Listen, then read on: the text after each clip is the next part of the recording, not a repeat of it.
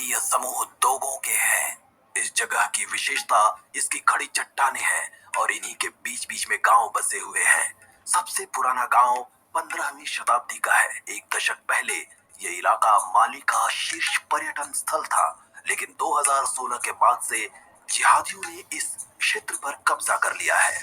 ये इलाका अब देश में सबसे खतरनाक है। यहाँ न तो माली की सेना और न ही फ्रांसीसी सेना की मौजूदगी है। इस तरह के सशस्त्र बल वाले सुरक्षा पोस्ट मुश्किल से दिखते हैं। ये हमारी सुरक्षा के लिए है, क्योंकि यहाँ कोई सेना नहीं है। हमारे ड्राइवर मोदीबू को यहाँ का हर रास्ता पता है। वो पर्यटकों को घुमाता था। घर में सब कैसे हैं? सब ठीक है, शुक्रिया, भगवान का शुक्र है। ये नागरिक दोगो इलाके के प्रवेश द्वार पर गश्त करते हैं। हमने रास्ते में कई चौकियों को पार किया है। सब बढ़िया। जिहादी बार बार इलाके में घुसपैठ करने की कोशिश करते हैं, इसलिए हर गाड़ी की तलाशी ली जाती है। केवल स्थानीय निवासियों को ही यहाँ से गुजरने की अनुमति है।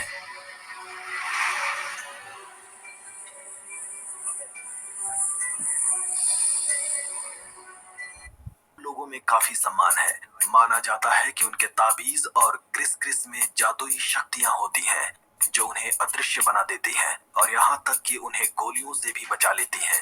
वे चाकुओं और शिकार करने वाली पुरानी राइफलों से लैस हैं। सावधान, दाहिने मुड़ो।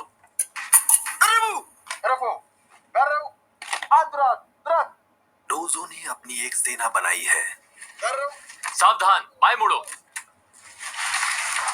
जिहादियों के खिलाफ लड़ाई में गांव के कई लोग शामिल हो गए हैं। डोजो इस इलाके की सबसे ताकतवर सेना डान ना अम्बासागो का हिस्सा है। इसमें लगभग 1000 सदस्य हैं। यूसुफ टोलोबा उनके नेता हैं, एक ऐसे इंसान जो आमतौर पर अपना चेहरा नहीं दिखाते। वो कत्ल कर दिए जाने से बचने के लिए बंजर चट्टानों में छिपे रहते हैं। कमांडर मार्तू हमें उनके पास ले जाएंगे। हम कासा की ओर जा रहे हैं। आप देखेंगे कि हम पर कहां हमला किया गया था। वहां कई जिहादी हैं। आपकी यात्रा अच्छी रहे। शुक्रिया। मार्तू और उसके आदमी नियमित रूप से चट्टानों पर गश्त करते हैं। जिहादियों के खिलाफ ये आखिरी गढ़ है और हर कीमत पर इसे बचाना होगा। जिहादियों ने गांवों को जला दिया। 12 से अधिक गांव बर्बाद हो गए। उन्होंने सारा पैसा चुरा लिया, कई लोगों को मार डाला। फिर उन्होंने सभी घर जला दिए, सामान रखने वाली जगहें भी। वो सभी जानवर ले गए। हालांकि उनके घर केवल 20 किलोमीटर दूर हैं। मार्तू और उसके आदमी साल में केवल 3 बार अपने परिवार वालों से मिल पाते हैं। हम शहर में नहीं रहते। हम इस इलाके में लंबे समय तक रह सकते हैं, 3-4 महीने तक। हम एक दिन के लिए भी गांव नहीं जाते। मार्तू 25 साल का है। 10 साल पहले उसने डोजो में शामिल होने और प्रतिरोध की लड़ाई में शामिल होने के लिए स्कूल छोड़ दिया था। 3 मिनट का ब्रेक। इन लड़ाकों की उम्र 25 से 60 साल के बीच है। वे किसानों और चरवाहों की शांतिपूर्ण जिंदगी जी रहे थे, तभी जिहादिया पहुंचे। हम ऐसा इसलिए करते हैं क्योंकि ये हमारा एकमात्र विकल्प है। उन्होंने हमारे देश को बर्बाद कर दिया है। मैं एक चरवाहा, कुछ नहीं बचा। मैं कुरान स्कूल में पढ़ता था। उन्होंने हमें बाहर निकाल दिया और सभी कुरानें जला दी। अब कोई मस्जिद नहीं बची है। उन्होंने सभी प्रार्थना स्थलों पर कब्जा कर लिया। उन्होंने हमारी कब्रगाहें भी हथिया ली हैं। लेकिन हम अभी भी यहाँ हैं। इसका मतलब है कि अभी सब कुछ बर्बाद नहीं हुआ है। सरकार को अभी भी मतलब नहीं है कि यहाँ क्या हो रहा है। क्या ये सामान्य है? क्या हम हैं? हम लड़ेंगे, चाहे कुछ भी हो जाए। हम अंत तक लड़ेंगे। हमें इन लोगों के साथ कुछ दिन बिताने की विशेष अनुमति मिली थी। साहिल के इस छोटे से इलाके लोगों को बचाने के लिए वे अपनी पूरी ताकत झोंक देंगे। सवाना और अफ्रीका भर में फैले रेगिस्तान के बीच एक कम आबादी वाला इलाका है। एक ही जगह टिकने वाले किसान और घुमंतू चरवाहे दोनों यहाँ रहते हैं। ये इलाका आतंकवाद प्रभावित 8 देशों में फैला हुआ है। माली सबसे बुरी तरह प्रभावित है। 2017 में इस्लामिक मगरिब में अल कायदा के बैनर तले जिहादी समूहों का एक गठबंधन बनाया गया था। ये समूह माली के बीचों बीच अपना प्रभाव बढ़ा रहा है। जिहादी वहां के लोगों पर शरिया कानून लागू करना चाहते हैं और माली की सेना उन्हें रोकने में असमर्थ है। सेना की छवि भ्रष्ट और अनुशासनहीन होने की है। वे जिहादियों को बढ़ने से रोकने में विफल हो रहे हैं, जबकि हजारों फ्रांसीसी सैनिक एक दशक से साहिल में सहायता और प्रशिक्षण देने के लिए तैनात हैं।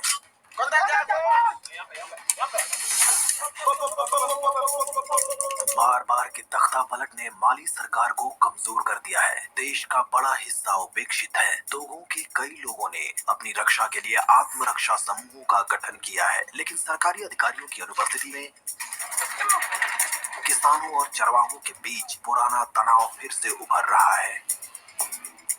जब जानवरों को घूमने के लिए छोड़ दिया जाता है तो चरने वाली जगहों को लेकर अक्सर विवाद छिड़ जाते हैं। लगातार लड़ाई चलती रहती है। जिहादी इन तनावों का फायदा उठाकर नए लोगों को शामिल करते हैं। हमने 4 लोगों से बात की जिन्हें उनके साथ जुड़ने का पछतावा था। आप जो कुछ भी करते हैं उसके लिए उनकी इजाजत लेनी पड़ती है। आपको वो काम करने होंगे जो आप नहीं करना चाहते हैं। वे आपको घुट्टी में पिलाते हैं, चाहे आप चाहें या ना चाहें। साहिल में जिहादियों को सफलतापूर्वक रोकने वाला एकमात्र देश मोरितानिया है। देश की सेना जमीन और आकाश में जिहादियों का शिकार कर रही है। चौथे को छोड़ना मत। चिंता मत करो, नहीं छोड़ूंगा। मोरितानिया पारंपरिक तरीकों का भी उपयोग कर रहा है। ऊँटों पर सवारी करने वाले सैनिक रेगिस्तान से गुजरते हुए सूचना इकट्ठा कर रहे हैं। हेलो, हमें आपकी भेड़ें नहीं चाहिए, हमें जानकारी चाहिए। अंतरराष्ट्रीय जिहाद की पृष्ठभूमि बन चुके साहेल से गुजरती एक यात्रा। माली में 60% जिहादी हमले देश के मध्य भाग में किए जाते हैं। टोगो का इलाका चारों ओर से घिरा हुआ है, लेकिन चट्टानें एक प्राकृतिक रुकावट पैदा करती हैं। वे मैदान में बसे जिहादियों को पठार और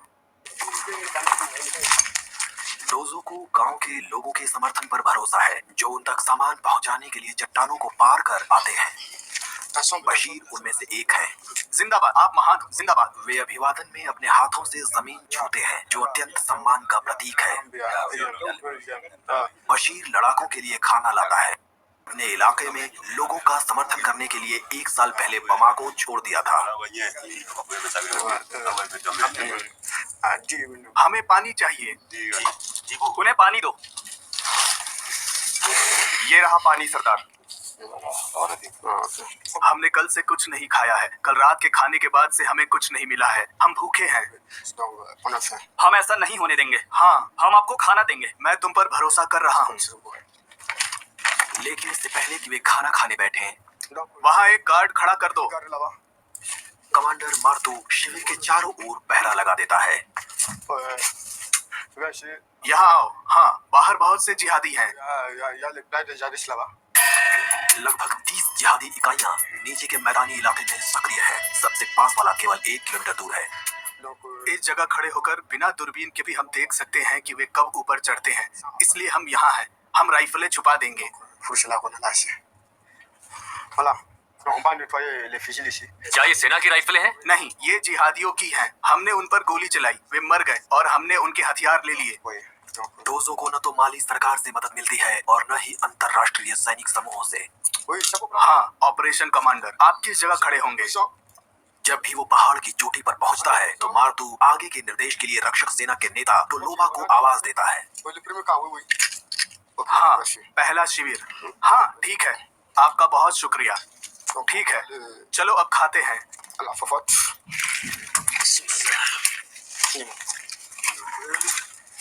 यहाँ भोजन का समय पवित्र माना जाता है। मर्द चुपचाप अपना खाना खाते हैं और वो हर समय अपने हाथों में हथियार लिए रखते हैं।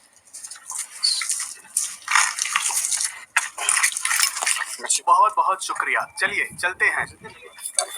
कमांडर मार्टू की इकाई जैसी लगभग 50 इकाइयां चट्टानों पर गश्त करती हैं। उनमें से एक टोलोबा का चलता फिरता मुख्यालय है। लड़ाकों के ये सरदार लगातार एक जगह से दूसरी जगह जाते रहते हैं क्योंकि वो जिहादियों के खास निशाने पर हैं। टोलोबा मीडिया से बचते हैं, लेकिन एक मध्यस्थ के आग्रह पर आखिरकार वो हमसे बात करने के लिए तैयार हो गए। उन्हें बताओ कि मैं सिर्फ तुम्हारी वजह से आज सुबह आया। मेरा आने का कोई इरादा नहीं था। मैं अपने गांव के लोगों से भी नहीं मिलता। आप उनसे पूछ सकते हैं। जब मैं वहां से गुजरता हूं तो वो मुझे देखते हैं, लेकिन बस इतना ही।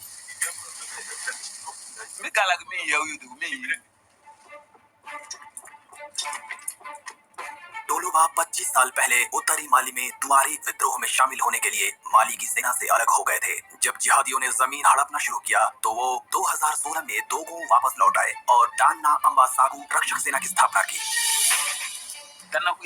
आप यहाँ जितने भी लड़ाके देख रहे हैं वे सभी माली से हैं। कोई विदेशी नहीं है। सरकार हमें हथियार नहीं देती। हम छुप कर रहते हैं और जब जिहादी आते हैं तो हम उन्हें मार कर उनके हथियार ले लेते हैं। सेना हमारी मदद नहीं करती। फ्रांस हमारी मदद नहीं करता। कोई हमारी मदद नहीं करता, लेकिन स्थानीय आबादी हमारे साथ है। अभी तक टोलोबा और उनके लड़ाके चट्टानों वाले इलाके पर नियंत्रण बनाए रखने में कामयाब रहे हैं, लेकिन जिहादी पिछले कुछ सालों में कई विनाशकारी हमले करने में सफल रहे हैं। 2016 के बाद से कासा कम्यून में 12 गांवों को लूट लिया गया है। उन्होंने सब कुछ जला दिया। जब वे यहाँ पहुँचे उन्होंने ले जाने लायक सब चीजें इकट्ठा की और बाकी सब जला दिया। देखो, उन्होंने क्या जलाया? रसोई के बर्तन और वहाँ पर मोटरसाइकिलें। वे जानवरों को अपने साथ ले गए।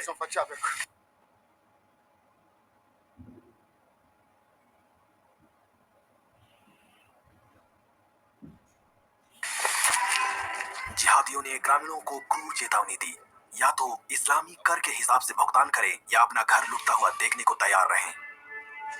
वो सब बर्बाद हो गया था। उसे फिर से बनाया गया। वहाँ बाजरा रखा था, सब कुछ खाक हो गया। मूसा टोलो कासा के डिप्टी मेयर हैं। वो स्थानीय लोगों के पुनर्निर्माण में मदद कर रहे हैं। यहाँ प्याज है, सब कुछ बर्बाद हो गया। यहाँ बाजरा था, उन्होंने सब कुछ चुरा लिया और बाकी को जला दिया। जिहादी हर उस चीज को नष्ट करना चाहते हैं जो इस्लाम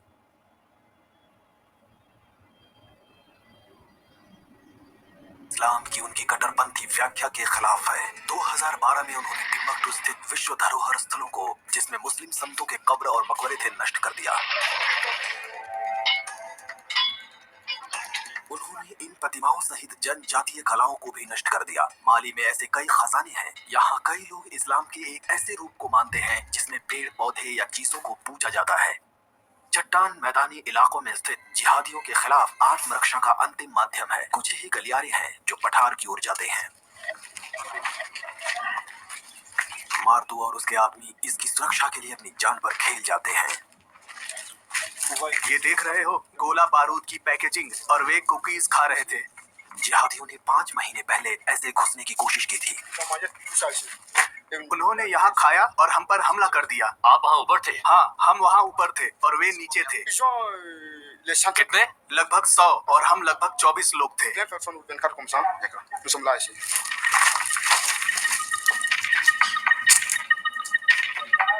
रात होने से पहले डोजो उन जिहादियों पर नजर रखने के लिए चोटी पर चढ़ जाते हैं जो इस रास्ते इधर आने का प्रयास कर सकते हैं।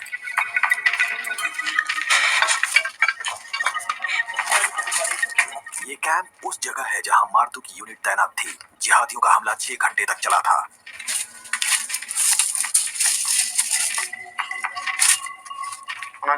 हमारी टीम यहाँ थी। हाँ, वे भागे और एक रॉकेट लॉन्चर और कई दूसरे हथियार और गोला बारूद लेकर आए। उनके पास हमसे ज्यादा संसाधन हैं। आपकी तरफ से कोई घायल हुआ? कुछ हताहत हुए थे। अच्छा। हाँ, कुछ घायल हुए और कुछ मरे भी। सच में? हाँ। हमले के दौरान मार्टू के 7 लोग मारे गए। लेकिन हम कभी सरेंडर नहीं करेंगे, भले ही हमें अपनी जान गंवानी पड़े। हम एक साथ ऐसा करेंगे क्योंकि ये हमारा घर है, हमारा इलाका है। दोगों हमारी धरती है। अगर हमें अपनी जमीन छोड़नी पड़े तो हम कहाँ जाएंगे? सेना नहीं आ रही है। इसके अलावा हम क्या कर सकते हैं? और कोई चारा नहीं है। हम थक चुके हैं, लेकिन हम पीछे नहीं हटने वाले हैं। मैं पैदा होने के दिन से कभी पीछे नहीं हटा, इसलिए वे मुझे मार्टू कहते हैं, मतलब हथौड़ा। छोटे हथौड़े से बड़े पत्थर तोड़े जाते हैं।